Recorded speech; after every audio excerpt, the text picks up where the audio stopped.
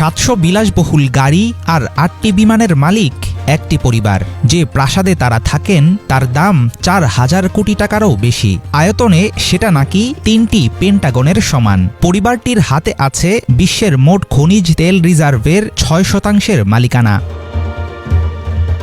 বিশ্বের সবচেয়ে ধনী পরিবার আল নাহিয়ান রয়্যাল ফ্যামিলির অবস্থান সংযুক্ত আরব আমিরাতে। দেশটির প্রেসিডেন্ট শেখ মোহাম্মদ বিন জায়েদ আল নাহিয়ান এই পরিবারের কর্তা। মধ্যপ্রাচ্যের রাজনীতিতে তিনি MBZ নামেই বেশি পরিচিত। 18 ভাই 11 বোন 9 সন্তান আর তাদের ছেলে মেয়ে নিয়ে শেখ নাহিয়ানের পরিবার। ব্লুমবার্গের রিপোর্ট অনুযায়ী সম্পত্তির বিচারে 2023 সালে বিশ্বের সবচেয়ে বিত্তশালী ফ্যামিলি ছিল আমিরাতের রাজপরিবার। 94 একর জায়গা জুড়ে তৈরি সংযুক্ত আরব আমিরাতের অন্যতম বিলাসবহুল আর বৃহত্তম প্রাসাদ কাসার আল ওয়াতান প্রেসিডেন্সিয়াল প্যালেস। সপরিবারে আবুধাবির এই প্যালেসেই থাকেন শেখ মোহাম্মদ বিন জায়েদ আল নাহিয়ান। বিখ্যাত প্রসাধনী ব্র্যান্ড ফেন্টি, এলন মাস্কের স্পেস এক্সের মতো বড় বড় প্রতিষ্ঠানের শেয়ার হোল্ডার আল নাহিয়ান পরিবার। 2008 সালে কয়েক হাজার কোটি টাকার বিনিময়ে আল নাহিয়ান কিনে নেন ইউরোপের বিখ্যাত football club Manchester city.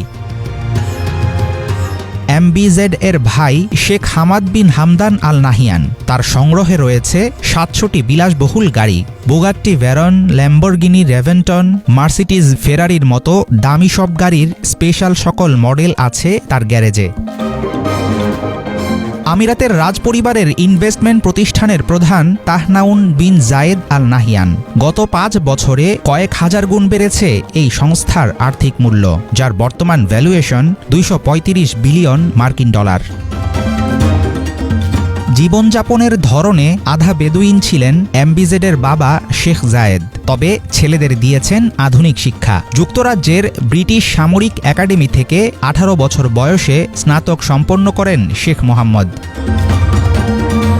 President হিসাবে দায়িত্ব নেয়ার আগে সংযুক্ত আরব আমিরাতের সশস্ত্র বাহিনীর ডেপুটি সুপ্রিম কমান্ডার ছিলেন MBZ। তার আমলে দেশটির সামরিক বাহিনীকে আরব বিশ্বের সবচেয়ে আধুনিক ও কার্যকর বাহিনীতে পরিণত করেন তিনি। ব্যক্তিগত প্রভাব বাড়াতে সামরিক সহায়তার চেয়েও শেখ মোহাম্মদের বড় অস্ত্র পেট্রোডলার। মিশর, পাকিস্তান ও সুদানের অন্যতম বড় অর্থ সহায়তাকারী MBZ। রাজনৈতিক প্রভাব তৈরিতে বিনিয়োগ তার অন্যতম কৌশল। আফগানিস্তানের রাজধানী কাবুল থেকে তিউনিশিয়ার রাজধানী তিউনিস, সবখানে দৃশ্যমান শেখ মোহাম্মদের ভূমিকা। পারিবারিক সম্পদ আর রাজকীয় প্রভাবে আরব অঞ্চলের সবচেয়ে শক্তিশালী ব্যক্তি হয়ে উঠছেন আমিরাতের সবচেয়ে ধনী পরিবারের এই রহস্যময় নেতা। হাফিজুল ইসলাম, বাংলা ভিশন।